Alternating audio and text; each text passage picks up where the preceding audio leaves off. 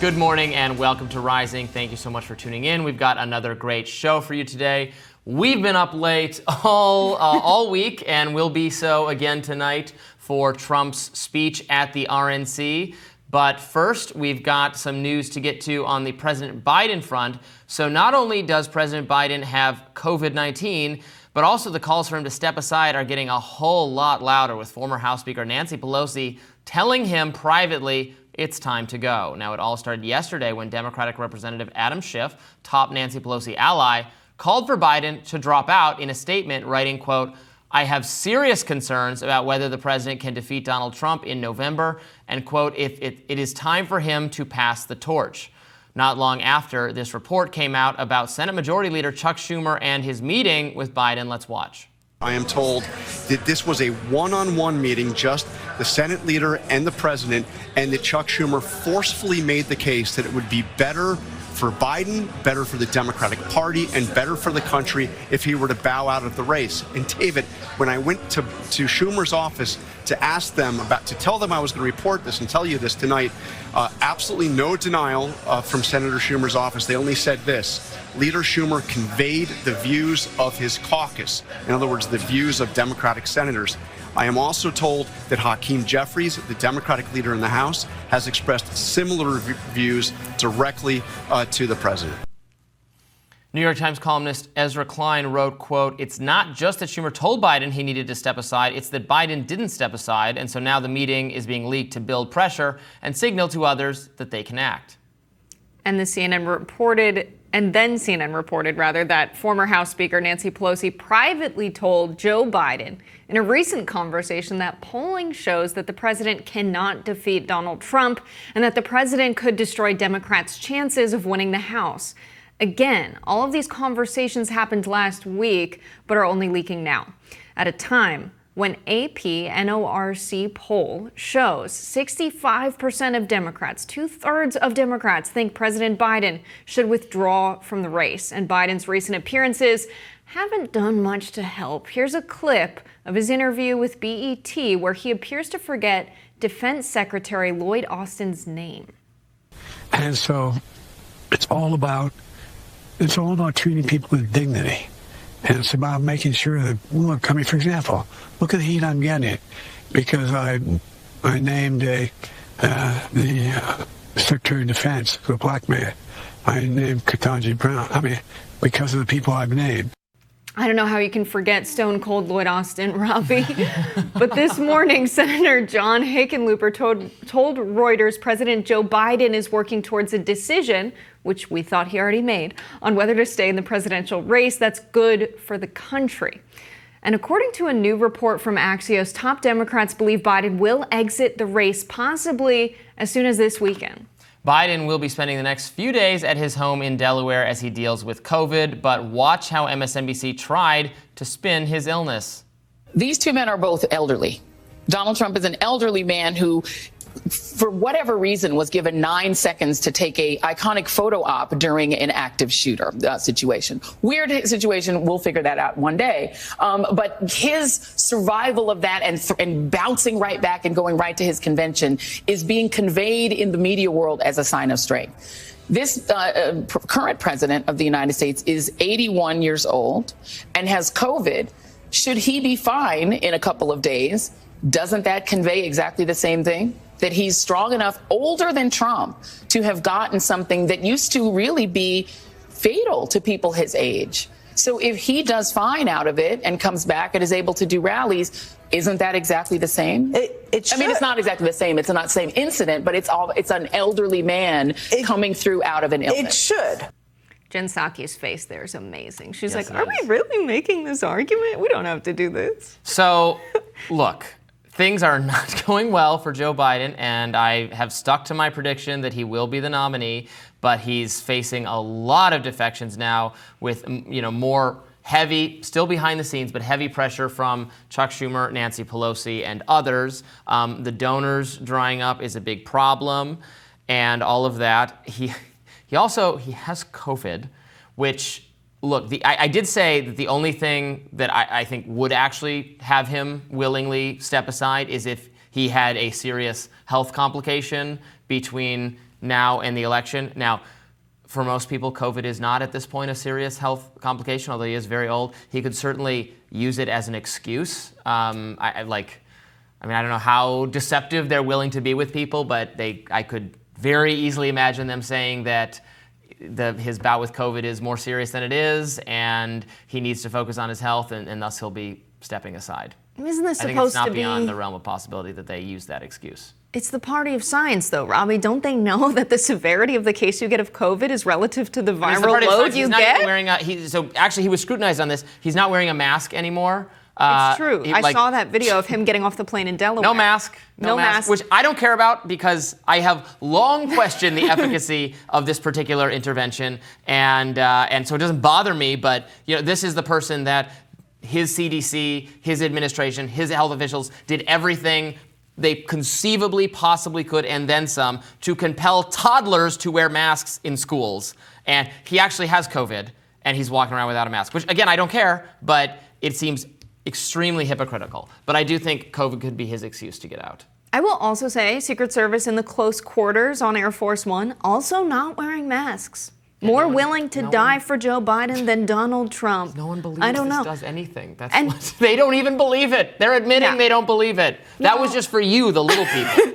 I have political brain rocks. I was like, oh, look at the Secret Service. They're more willing to die for Joe Biden than Trump. They're okay not wearing masks. I see where you're going with that. And then I was told by my boyfriend, who was like, yeah, but Biden's not supposed to be the source of threats to their life. I was like, you know what? That's a really strong point it's there. Like the King's Guard. Well, we're sworn to protect her, but the Queen as well, but not from him. Right.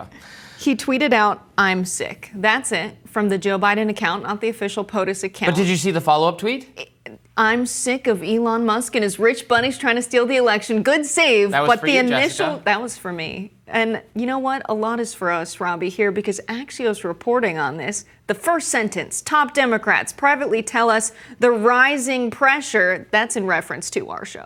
The rising That's the about us rising. covering Well, this. but that tweet ends. It infuriated the Democrats. They believe that it will persuade him to step aside. I'm like, you can believe whatever you want, but again, I mean, as recently as 2 days ago, they were trying to move up the voting, the actual vote for who's the nominee, because he wants to solidify it as quickly as possible. That suggests to me that he does not want to go quietly into that good night, that he wants to be the nominee, that he is still actively taking moves to make it so that it's impossible for them to go with someone else. So I don't know. We'll find out. Maybe I could be wrong this weekend, and then I'll owe a couple people some money and our producer some food, and I owe you something or other. We'll see. I think instead of a radar on Amazon labor exploitation, we should do a swap, like a commentary swap, where we do a block and I write your part and you write my part. I think that would be more fun. But anyway, all sorts of fun to come. We have to talk about the Secretary of Defense thing quickly, because he's on BET. This is celebrating the 60th anniversary of the Civil Rights Act of 1964. They have all of these engagements for him. He spoke and said, I know what a black job is. It's Vice President of the United States. It was like on the fence of if it was a good thing to say or like kind of pandering too much in an environment when people are calling her the DEI Vice President.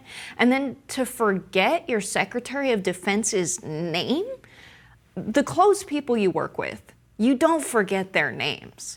That's shocking. Yeah, I mean, it's. And then to say the black man, say the Secretary of Defense and leave it at that.